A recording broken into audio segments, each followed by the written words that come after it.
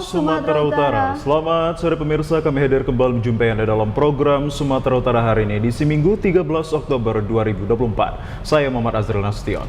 Dan saya Ainun Spina. Beragam informasi penting juga menarik telah dirangkum oleh tim redaksi kami. Berikut Sumatera Utara hari ini untuk Anda.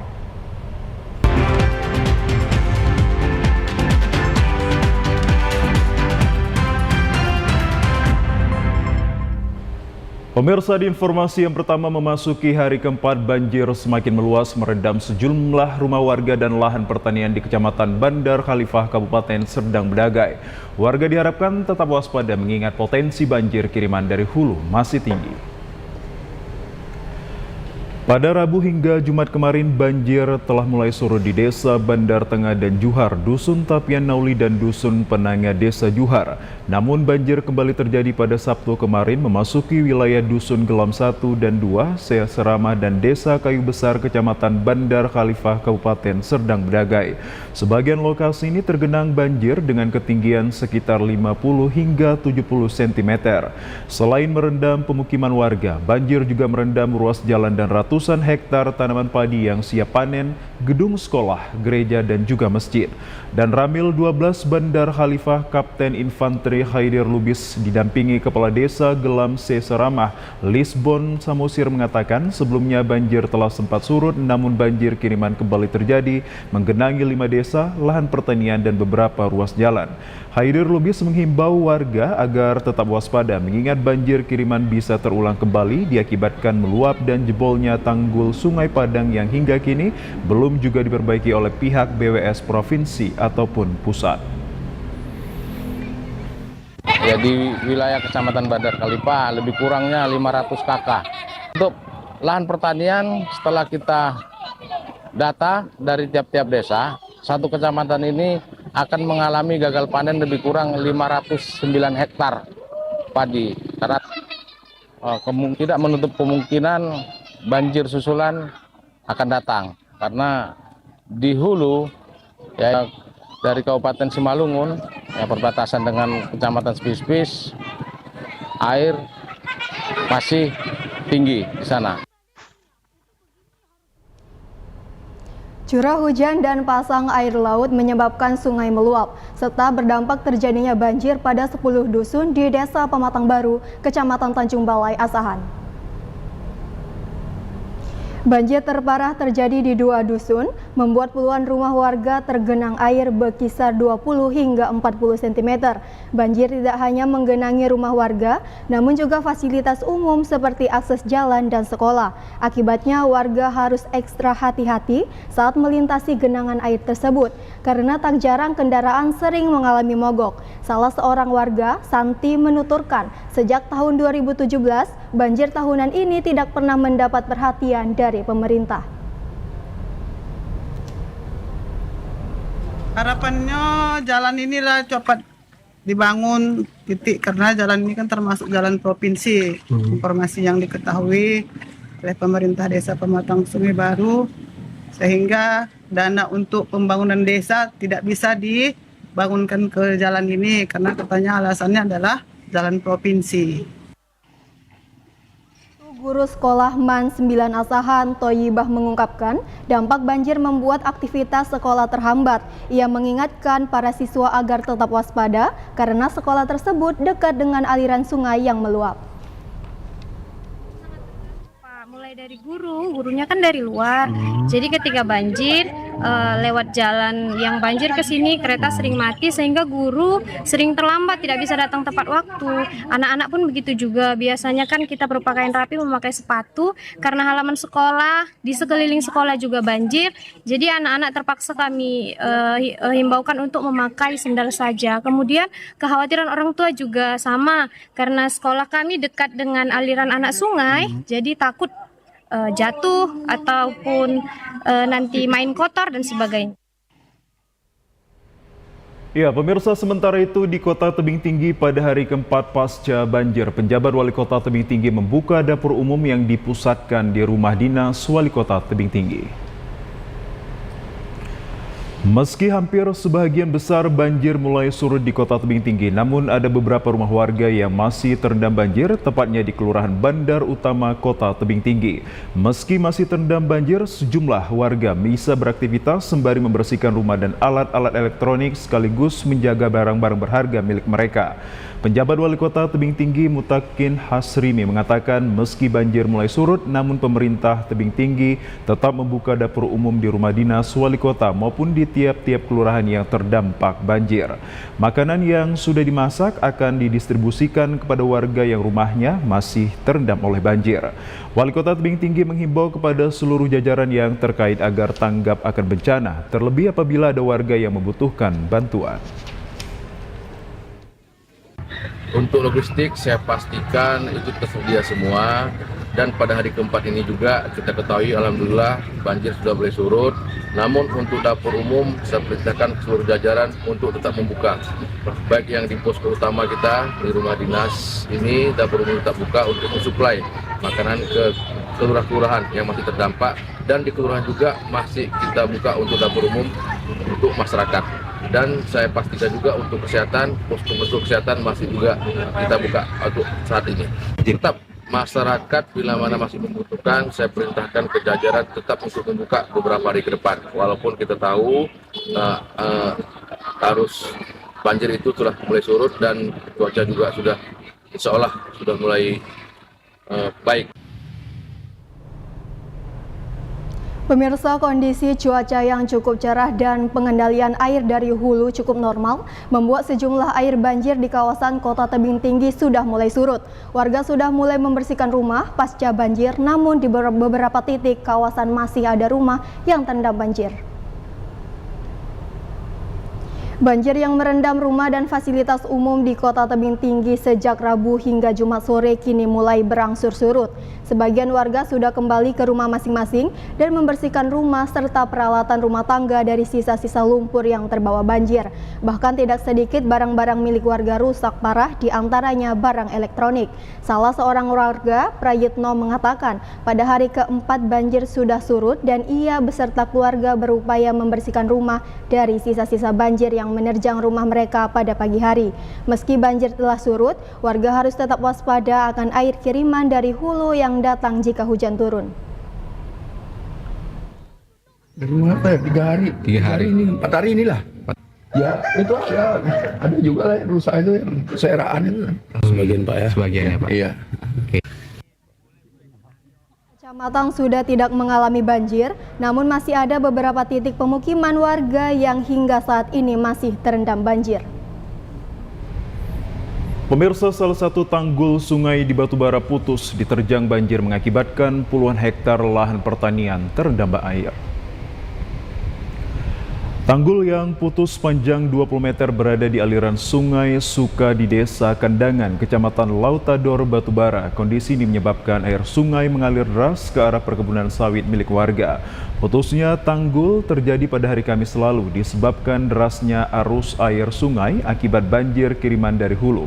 Pasca putusnya tanggul, petugas Badan Penanggulangan Bencana Daerah Kabupaten Batubara menyisir sekitar tanggul menggunakan perahu karet untuk memastikan tidak ada warga yang terjebak banjir.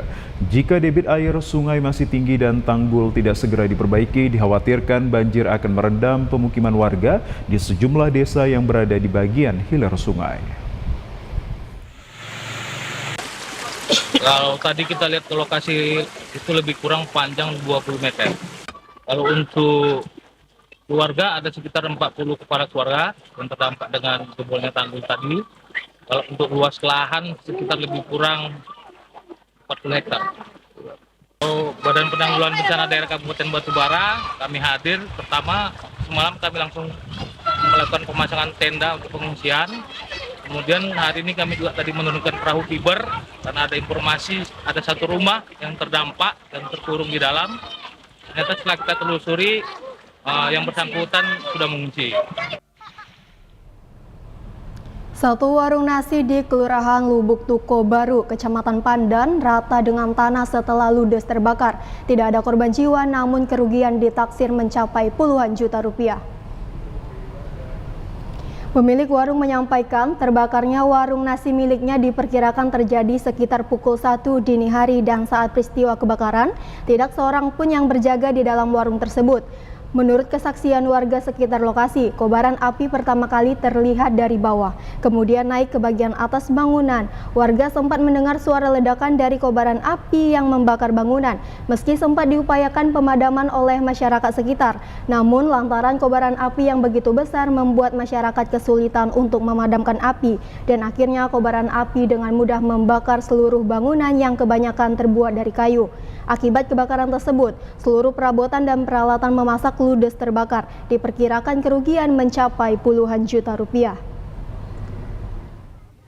Manggil tetangga, bilang udah terbakar warungnya. Terus datang kami ke sini, udah memang terbakar, udah nggak bisa ditolong lagi.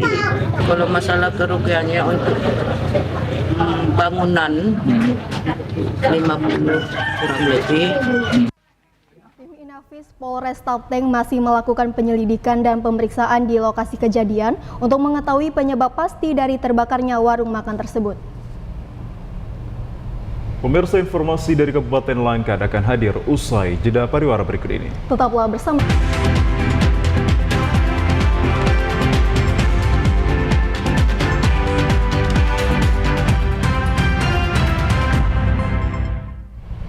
Pemirsa, terima kasih Anda masih bersama kami. Ratusan petani sawit yang tergabung dalam kelompok tani Sultan Mulia Maragampo Siregar mendatangi PT Fajar Indah Anindya yang berada di Desa Lumut Maju, Tapanuli Tengah. Para petani sawit ini mempertanyakan perusakan dan pembakaran pondok milik gabungan kelompok tani Sultan Mulia Maragampo Siregar yang diduga dilakukan oleh orang-orang suruhan PT FIA. Tidak hanya itu, para petani sawit ini juga mempertanyakan legalitas PT FIA yang menguasai lahan yang diklaim milik gabungan kelompok tani Sultan Mulia Maragampo Siregar. Sempat terjadi adu argumen antara gabungan kelompok tani dengan perwakilan perusahaan sawit PT FIA, namun akhirnya berhasil diredam oleh aparat kepolisian Polsek Sibabangun, dibantu beberapa anggota TNI yang berada di lokasi kejadian. Perwakilan kelompok tani menyampaikan lahan yang ditempati saat ini adalah milik gabungan kelompok tani Sultan Mulia Maragampo Siregar, bukan milik perusahaan sawit PT FIA. Selain itu, petani juga mendesak perusahaan sawit PT FIA agar menunjukkan legalitas kepemilikan lahan yang telah mereka klaim selama ini. Kesimpulan bahwa ini sudah dibakar ya pondok kita, kelompok tani. Setelah sudah disampaikan. Sementara perwakilan perusahaan PT FIA membantah tudingan pembakaran pondok Gapoktan Sultan Mulia Maragampo Siregar yang didalangi pihaknya.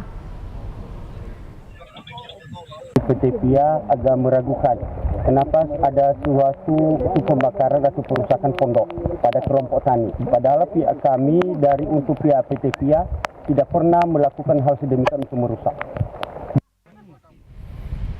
Pemirsa, ratusan hektar lahan pertanian sawit milik warga desa Bukit Mengkirai, Kecamatan Gebang, Kabupaten Langkat rusak akibat proyek pembangunan jalan tol Kabupaten Langkat menuju Langsa. Rusaknya ratusan hektar lahan pertanian sawit milik warga ini disebabkan ditutupnya pembuangan air sehingga jika terjadi hujan deras, genangan air meluap hingga ke area lahan pertanian milik warga. Puluhan warga yang berada di Dusun 3 Desa Bukit Mengkirai, Kecamatan Gebang sangat menyesalkan selain ganti rugi lahan yang terkena pembangunan jalan tol tidak jelas dan PT HKI selaku pihak pembangunan jalan tol juga telah bertindak semena-mena karena telah merusak lahan pertanian masyarakat. Puluhan warga telah berulang kali melakukan protes dan demo, bahkan memblokir jalan masuk menuju proyek pembangunan jalan tol. Namun sayangnya beberapa warga sempat terjerat kasus hukum dan menjalani kurungan penjara di Mapolres Langkat. Salah seorang warga Hondol Sianturi mengatakan bahwa pembangunan jalan tol merupakan proyek negara yang diinstruksikan langsung oleh Presiden. Namun akibat pembangunan tersebut masyarakat kecil yang dirugikan. Dari awal pun kami tidak pernah dikumpulkan untuk rapat, musyawarah. Dari hasil rapat atau musyawarah kan seharusnya terjadi kesepakatan. Sebelum ada kesepakatan mengenai harga, ini kan lahan-lahan hidup, artinya lahan produktif. Jadi kalaupun misalnya ini dikerjakan oleh pemerintah untuk program pembangunan proyek negara, ya kami sah-sah saja. Tapi imbas dari yang dipakai lahan kami ini, kami harus dibayar sesuai atau harus sesuai dengan peraturan yang berlaku. Sementara itu, berbagai aksi yang dilakukan masyarakat hingga saat ini belum ada penyelesaian baik dari pemerintah, aparat penegak hukum maupun pihak PT HKI. Ruas jalan provinsi di Kepulauan Nias saat ini mengalami kerusakan cukup parah. Warga meminta pemerintah segera memperbaiki jalan tersebut guna menunjang kelancaran transportasi dan perekonomian di Kepulauan Nias. Infrastruktur jalan provinsi yang mengalami kerusakan cukup parah berada pada hampir seluruh ruas jalan penghubung daerah kabupaten kota yang ada di Kepulauan Nias. Titik terparah terletak di wilayah Kota Gunung Sitoli menuju Kabupaten Nias Utara, khususnya yang melintasi Desa Saewe, Sisarahi Lamo, Hilihao, kemudian Teluk Blukar hingga Kecamatan Sawo. Demikian juga pada perlintasan jalur Kecamatan Hili Serangkai ke Nias Barat dan Nias Selatan. Selain ruas jalan yang rusak, juga jembatan Noyo yang butuh perbaikan karena kerusakannya cukup parah. Ruas jalan dan jembatan tersebut setiap hari dilintasi ribuan warga Kepulauan Nias yang melaksanakan aktivitas perekonomian serta menuju perkantoran. Warga berharap perbaikan segera dimaksimalkan sehingga keberadaan infrastruktur jalan tersebut dapat mendukung kelancaran akses transportasi. Yang sebenarnya kita mendukungnya supaya kita aman ke jalan umum kita ini karena banyak kerusakan. Kami yang lebih miskin karena jalan ini tetap ada selalu kerusakan. Apalagi sebagai ekonomi kita ini kan mengurangi pendapatan, jadi pembelian besar. Kita mengharapkan supaya turunlah harga pembelian itu. Pemirsa, calon wakil gubernur Sumatera Utara nomor urut 2 Hasan Sagala berkunjung ke Binjai menemui ulama dan para ustadz guna memohon doa dan dukungan di Pilkada Serentak 2024 kemarin malam. Dalam pertemuan tersebut, para ulama dan ustadz menaruhkan harapan kepada Hasan Sagala terutama soal pemberantasan narkoba dan meningkatkan mutu pendidikan keagamaan. Para ulama dan tokoh masyarakat di Binjai menilai pasangan Edi Hasan sangat cocok dan kuat untuk memenangkan Pilgubsu 2024. Edi Rahmayadi yang berlatar belakang sebagai pensiunan militer berpasangan dengan Hasan Sagala yang seorang tokoh muda dari kalangan pesantren yang sangat cocok untuk memajukan Sumatera Utara bermartabat. Selain itu, calon wakil gubernur Sumatera Utara nomor urut 2 Hasan Sagala mengatakan akan menyerap seluruh aspirasi dan keinginan dari masyarakat, baik itu saran, nasihat, masukan, serta kritikan sekalipun tetap harus didengarkan. Terkait pemberantasan narkoba, Hasan Sagala bersama Cagubsu Edi Rahmayadi memiliki semangat dan komitmen bersama untuk memberantas peredaran narkoba di Sumatera Utara dan khususnya Kota Binjai. Tentu kami sebagai calon gubernur dan wakil gubernur harus banyak-banyak mendengar masukan, mendengar saran, mendengar nasihat dari masyarakat. Terutama dalam hal ini masyarakat dan juga para ulama-ulama sekota Binjai ini tadi banyak memberikan harapan terkait dengan bagaimana memberantas narkoba di Sumatera Utara, terutama di Kota Binjai ini. Yang kedua terkait dengan pendidikan keagamaan juga merupakan poin penting. Karena itu jangan ragukan komitmen kami untuk mengembangkan dan juga sekaligus meningkatkan pendidikan keagamaan di Sumatera Utara, khususnya di Kota Binjai ini. Saya kira dua hal itu menjadi poin penting yang akan kami kerjakan dan kami laksanakan. Itu saya kira. Ya, pemirsa, calon wakil gubernur Sumatera Utara nomor urut 2 Hasan Basri Sagala bersilaturahmi dengan anggota Paguyuban Jawa Keturunan Nusantara Bersatu Puja Ketarut di Medan. Calon Wakil Gubernur Sumatera Utara nomor urut 2 Hasan Basri Sagala menghadiri peringatan Maulid Nabi yang dilaksanakan oleh DPP Puja Ketarup di Medan. Dalam sambutannya, Hasan mengatakan meskipun dirinya orang yang bermarga, kehidupan sehari-harinya dipenuhi oleh lingkungan masyarakat serta teman yang bersuku Jawa. Hasan menyebutkan paguyuban ini merupakan cara untuk menghargai dan menjaga budaya dan adat istiadat. Calon Wakil Gubernur Sumatera Utara ini juga berpesan kepada seluruh anggota Puja Ketarup yang ada di 33 kabupaten kota di Sumut untuk dapat menebarkan kebaikan serta memberikan manfaat di masyarakat. Pada kesempatan itu dirinya meminta doa kepada seluruh anggota Puja Ketarup agar niat baiknya bersama Edi Rahmayadi dapat tercapai. Usai memberikan kata sambutan, Hasan melakukan foto bersama dengan calon orang nomor 2 di Sumatera Utara. Calon Gubernur Sumatera Utara nomor urut 1 Bobi Nasution melanjutkan kampanyenya di Kabupaten Karo. Dalam kampanyenya, Bobi berkunjung ke pusat pasar tradisional dan mendengarkan keluhan masyarakat. Usai kampanye di kawasan Kabupaten Toba dan bertemu para petani, calon Gubernur Sumatera Utara nomor urut 1 Bobi Nasution melanjutkan kampanye politiknya ke Kabupaten Karo pada Sabtu siang. Di Kabupaten Karo, Bobi Nasution didampingi relawannya berbelanja dan menyapa masyarakat di pusat pasar tradisional Kabanjahe. Bobi menyempatkan membeli buah dan 1 ekor ayam di pasar tersebut dan mendengarkan keluhan masyarakat terkait harga pasar yang tidak stabil. Bobi lebih memilih mendengarkan keluhan masyarakat langsung ke pusat pasar dan melihat daya beli masyarakat karena ingin mencontoh mertuanya, Presiden Jokowi yang turun langsung ke lapangan untuk melihat masalah yang sebenarnya. Ya, tadi hampir sama semuanya ya, karena dari sebagian juga yang memiliki petani, keluarnya kalau harga turun, petaninya dibeli sangat murah, karena di sini mayoritas juga petani, jadi dagangannya sepi. Pemirsa, calon Gubernur Sumatera Utara Bobi Afif Nasution meminta seluruh relawan dan masyarakat tetap solid dan menjaga etika saat melakukan kampanye. Bobi meminta masyarakat untuk saling menghormati walau berbeda pilihan. Hal tersebut disampaikan Bobi Nasution saat melakukan diskusi dengan sejumlah relawan semangat inspiratif milenial Bobi Nasution, sahabat Karo, Simbisa di Kabupaten Karo.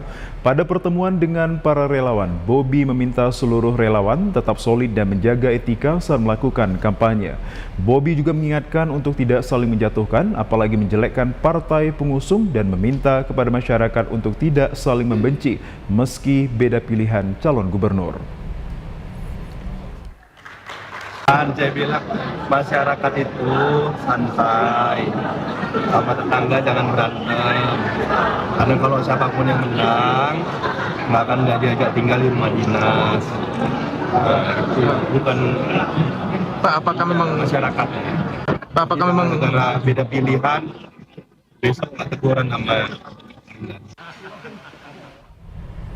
Komisi Pemilihan Umum Kabupaten Batubara mengajak para wartawan ikut serta menyukseskan gelaran pemilihan umum kepala daerah tahun 2024 dan dapat menangkal berita hoaks. Ajakan tersebut disampaikan dalam kegiatan sosialisasi dengan tema memaksimalkan peranan wartawan dalam rangka mewujudkan Pilkada Batubara aman dan damai tanpa hoaks. Isu SARA dan Black Campaign, Ketua KPUD Batubara, Erwin menyampaikan poin-poin penting kepada wartawan yang hadir untuk dapat memaksimalkan perannya dalam memberikan edukasi kepada masyarakat agar dapat meminimalisir informasi hoaks selama Pilkada 2024. Menurutnya, wartawan adalah garda terdepan untuk menepis isu-isu yang berkembang di tengah masyarakat, serta berperan aktif memberikan edukasi terhadap informasi terkini guna memberikan pemahaman tentang pelaksanaan Pilkada di Batubara. Sementara itu, Ketua Persatuan Wartawan Indonesia Sumatera Utara, Varianda Putra Sinik, yang menjadi salah satu narasumber, menyebut wartawan harus mampu menjunjung tinggi independensi dan netralitas dalam pemberitaan Pilkada. Kita hari ini melaksanakan kegiatan sosialisasi ya kepada mahasiswa pemilih khususnya insan pers dan wartawan yang bekerja di ruang lingkup Kabupaten Batubara. Ya, kita berharap dengan kegiatan ini proses kerjasama antara insan pers dengan KPU itu bisa berjalan dengan lancar, dan harapannya insan pers bisa menyuarakan terkait tahapan-tahapan pilkada, kemudian pesan-pesan pemilu damai yang senantiasa kita sampaikan. Ya, pemirsa, Komisi Pemilihan Umum Kabupaten Labuhan Batu Utara melakukan sosialisasi pemilihan kepala daerah serentak tahun 2024 kepada pemilih pemula di Aula Kantor KPUD Labura Aikanopan.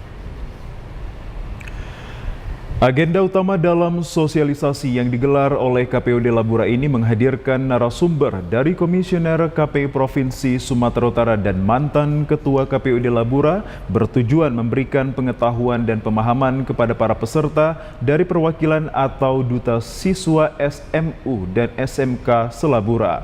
Para siswa tersebut merupakan perpanjangan lisan dari KPUD Labura untuk dapat disampaikan kepada teman satu sekolah masing-masing yang telah berusia 17 tahun ataupun lebih. Bagi peserta yang belum memiliki KTP agar segera melakukan perekaman eKTP untuk dapat digunakan hak pilihnya pada Pilkada serentak 27 November 2024 mendatang. Komisioner KPUD Labura Muhammad Yusuf menjelaskan bahwa di mana agenda ini adalah untuk memaksimalkan sosialisasi pemilih pada Pilkada 2024, dikhususkan pada pemilih pemula aktif untuk dapat membantu tugas KPUD Labura dalam melakukan sosialisasi ke sekolah-sekolah. Ini KPU Labura melaksanakan kegiatan sosialisasi pemilih pemula untuk Pilkada 2024 dengan mengundang perwakilan sekolah Selabura untuk sebagai peserta sosialisasi. Harapan kita kepada pemilih pemula, khususnya yang tentu sudah berumur 17 tahun atau lebih, untuk dapat menggunakan hak pilihnya pada tanggal 27 November 2024, dan kepada pemilih pemula yang sudah berumur 17 tahun atau lebih ini yang belum memiliki KTP, harapan kita untuk segera mengurus administrasi kependudukannya sehingga itu memudahkan mereka menggunakan hak pilihnya di TPS pada tanggal 27 November 2024 nanti. Penjabat sementara Bupati Toba Agustinus Panjaitan mengajak para jurnalis di Kabupaten Toba untuk berperan aktif dalam menyukseskan pemilihan kepala daerah serentak 2024. Hal ini diungkapkan pada temu pers yang digelar Kominfo Kabupaten Toba di Balai Data, Kantor Bupati Toba, Bali G kemarin. Agustinus menekankan pentingnya peran media dalam mendorong partisipasi masyarakat, menangkal berita hoaks, dan menciptakan pemberitaan yang berimbang serta mengajak masyarakat menggunakan hak pilih mereka secara aktif. Media dan insan pers memiliki kekuatan untuk menyuarakan pentingnya partisipasi masyarakat dalam pilkada serentak. Pemberitaan yang informatif, berimbang, dan positif sangat diperlukan untuk memastikan masyarakat memahami pentingnya menggunakan hak suara mereka. Agustinus juga mengingatkan tentang bahaya berita hoaks yang kerap muncul menjelang pemilu. Ia meminta agar jurnalis berperan meluruskan informasi yang keliru guna memverifikasi kebenaran setiap berita dan harus bersatu mengantisipasi penyebaran informasi yang tidak benar. Selain itu, menjaga netralitas media dalam pemberitaan berimbang, tidak memihak, serta menjaga kepercayaan masyarakat. Agustinus berharap tingkat partisipasi pemilih pada Pilkada 2024 dapat mencapai 85% lebih tinggi dari Pilpres dan Pileg sebelumnya. Tingginya partisipasi masyarakat akan menentukan kualitas demokrasi dan meningkatkan legitimasi pimpinan yang terpilih. Ini tentunya pertemuan pertama yang kita lakukan secara langsung dengan rekan-rekan pers.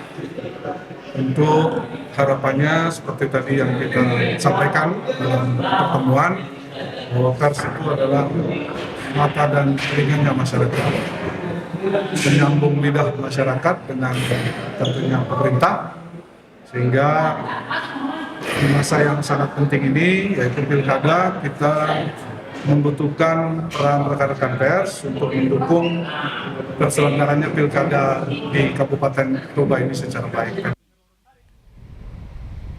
Pemirsa, sejumlah informasi menarik dan aktual lainnya akan hadir usai jeda pariwara berikut ini. Tetaplah bersama kami di Sumatera Utara hari ini.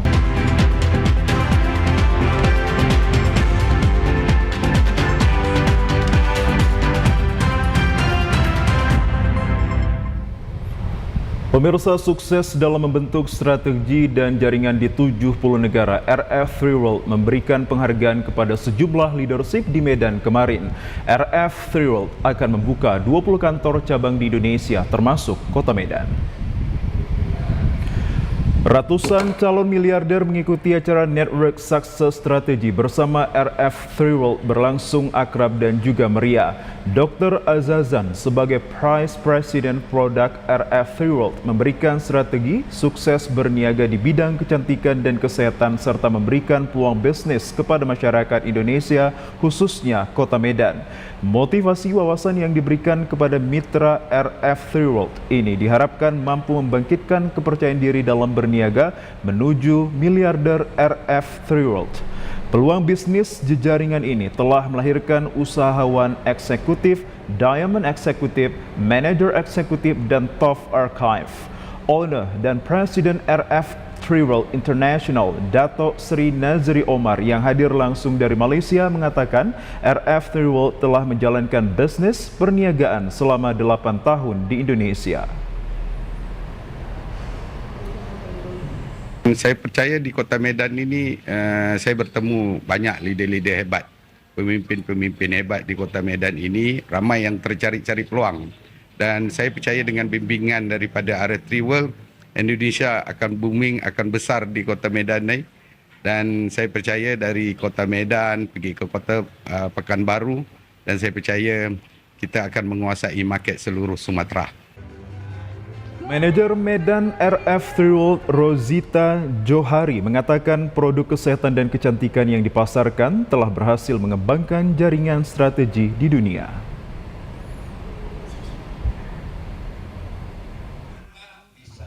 Dan hari ini kami sudah buka kantor di Gerharmoni di Jalan Gerharu. Untuk pengetahuan Bapak Ibu, kedua-dua hari ini kita telah buktikan lahirnya beberapa orang usahawan hampir bergelar miliarder hari ini dengan terlahirnya eksekutif, diamond eksekutif dan hampir manager.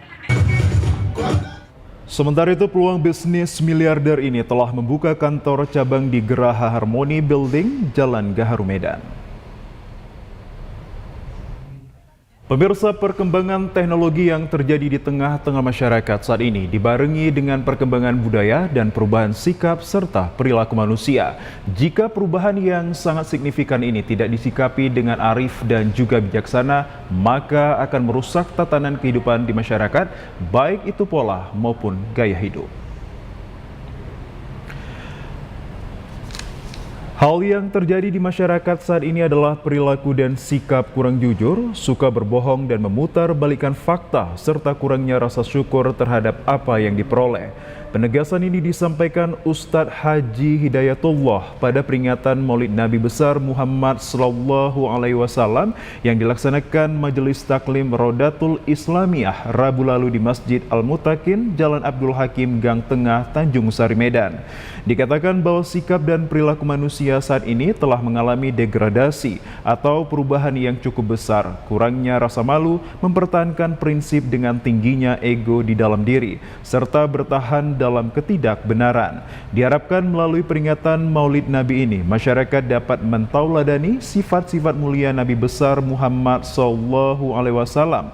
Di samping ketegasannya dalam bersikap dan bertindak, beliau juga memiliki sifat sosial yang tinggi, menghormati serta menghargai satu dengan yang lainnya di dalam bermasyarakat, mudah memaafkan dan saling menghargai pula. Dengan mentauladani sikap dan perilaku yang dimiliki Nabi, maka hal tersebut menjadi salah satu upaya menjaga kekompakan, kesatuan hingga persatuan di antara umat Islam. Demikian acara yang akan Jadi kalau ibu mau cari kampung akhirat, mau dapat surga, berbuat baiklah kepada orang lain sebagaimana Allah telah berbuat baik kepada kita. Makanya tugas kita adalah berbuat baik supaya dapat surga. Itulah sebabnya Islam tuh kata Ustadz Kamarudin tadi, wa ma arsalnaka illa rahmatan lil alamin. Kalau orang Islam itu dia pasti menjadi rahmat bagi seluruh alam. Kenapa? Karena dia mau cari surga. Jalan surga hanya berbuat baik kepada orang lain sebagaimana Allah telah berbuat baik kepada dia. Sementara itu, Zubaidah Berutu selaku Ketua Majelis Taklim Rodatul Islamiyah menjelaskan bahwa tema peringatan Maulid untuk tahun 1446 Hijriah yakni meningkatkan nilai keimanan untuk membentuk pribadi yang peduli dan meneladani sifat dermawan Rasulullah Muhammad SAW.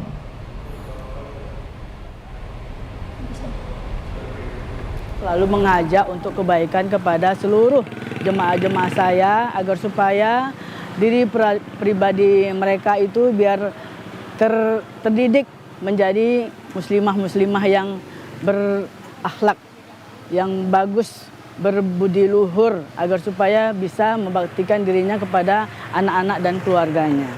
Peringatan Maulid dihadiri unsur pengurus MUI, KSB Majelis Taklim Selayang dan unsur perangkat desa. Pemirsa, Dinas Kependudukan dan Pencatatan Sipil Disduk Capil Deli Serdang melaksanakan sidang terpadu Itsbat Nikah tahun 2024 di Kecamatan Hamparan Perak, Kabupaten Deli Serdang. Hal ini dilakukan untuk memberikan kepastian hukum warga di Kabupaten Deli Serdang.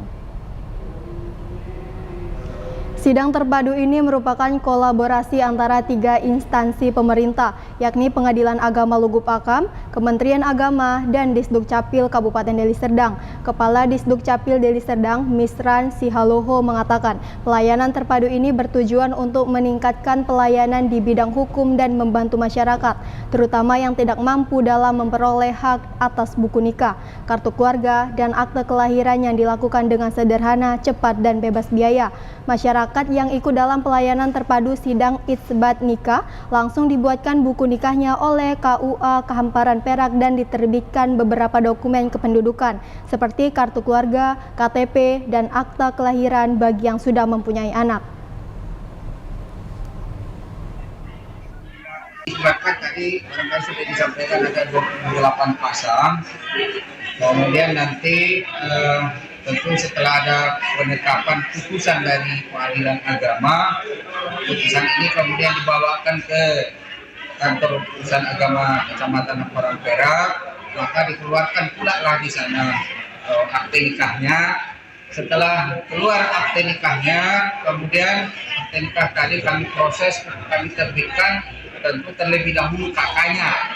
Kakaknya itu dengan perubahan elemen dari sebelumnya huruf kain menjadi kawin, kemudian nama ayah mamanya kalau sebelumnya barangkali masih anak mama, sekarang di elemen tambahan itu akan menjadi anak ayah mama gitu. Sementara itu, Ketua Pengadilan Agama Lubuk Pakam, Dian Ingrasanti Lubis, mengatakan ada sebanyak 28 pasangan yang melakukan sidang isbat warga Desa Kelambir, Kecamatan Hamparan Perak. Ini adalah kewenangan dari Pengadilan Agama Lubuk Pakam. Ini adalah solusi bagi para warga Deli Serdang yang belum memiliki buku nikah. Yang dapat diisbatkan di Pengadilan Agama Lubuk Pakam adalah pernikahan yang sah menurut agama yang hukum Islam kita. Artinya bukan orang yang melakukan poligami yang diisbatkan, tapi memang pernikahan itu sah secara rukun dan syaratnya menurut agama Islam. Itulah yang bisa diisbatkan di Pengadilan Agama Lubuk Pakam.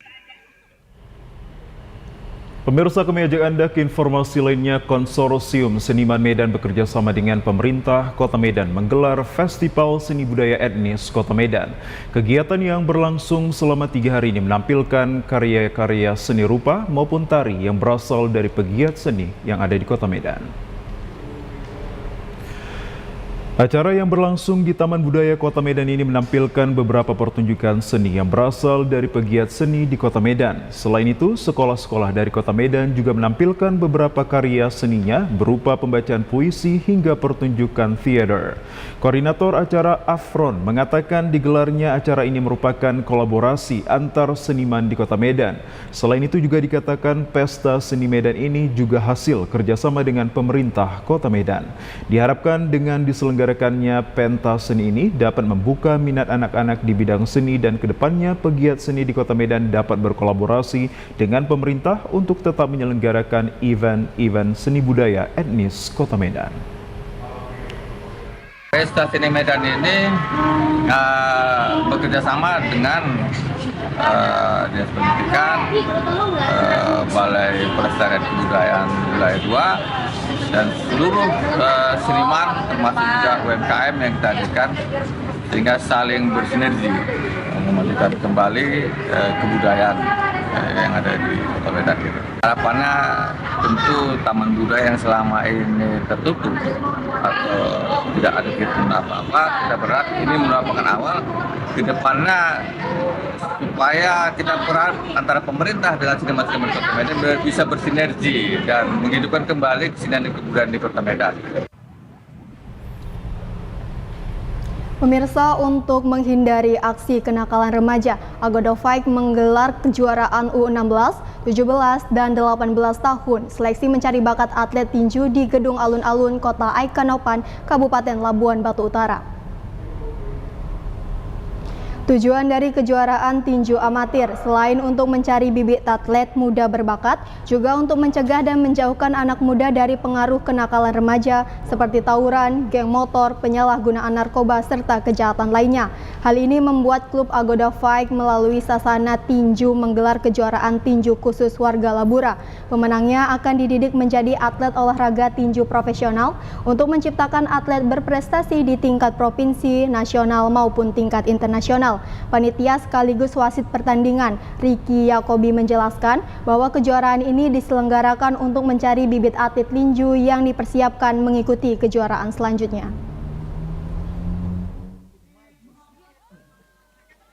Ini kita untuk kegiatan hanya pemuda-pemuda di Labura ini, Pak. Nah, kemudian nanti kalau sudah kita dapat bibit itu dan kita arahkan untuk mengikuti kejuaraan di kejuaraan daerah Sumatera Utara. Harapannya supaya anak-anak di sini terhindar dari narkoba sudah sekarang dan mengurangi namanya adanya geng motor atau berantem-berantem di jalan, dan kita sudah mengadakan wadahnya seperti ini. Pemirsa, berikut informasi perakiraan cuaca di sejumlah daerah di Sumatera Utara dari Badan Meteorologi, Klimatologi, dan Geofisika Wilayah 1 Medan yang berlaku esok Senin 14 Oktober 2024.